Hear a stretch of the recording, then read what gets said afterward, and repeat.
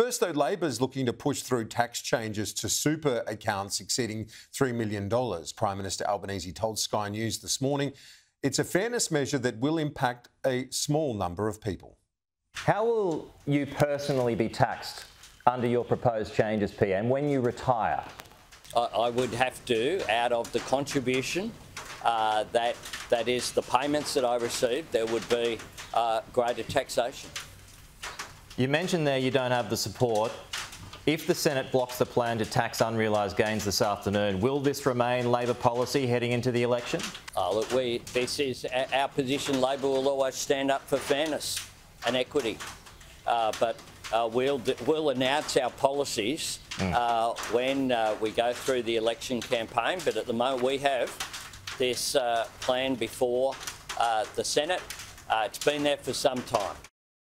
Joining me live now is Wilson Asset Management founder Geoff Wilson. Geoff, thanks for your time. How would a defined benefit scheme like the Prime Minister's be taxed, do you think, under this arrangement? I think they've got no idea. So it's what's good for the goose should be good for the gander, and to me, I think it's incredibly disappointing. He talks about being equitable and fair.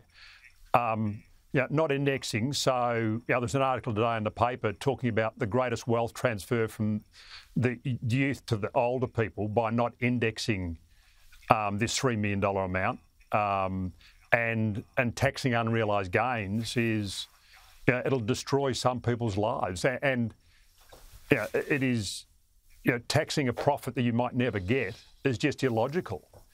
It's inequitable and it's grossly unfair. Do you think it is possible for those on defined benefits, like judges, like some politicians, those that have been here a long time, is there a way that they can do that? Because I spoke to the Deputy Prime Minister yesterday. He was adamant, like Mr Albanese, that there would be equitable treatment for those on those more generous traditional schemes. Okay, well, let's say there is equitable treatment. One thing those schemes are is they're indexed. So effectively, this policy they're bringing in is not indexed. And everyone says, oh, $3 million is a lot of money. $550,000 is less money.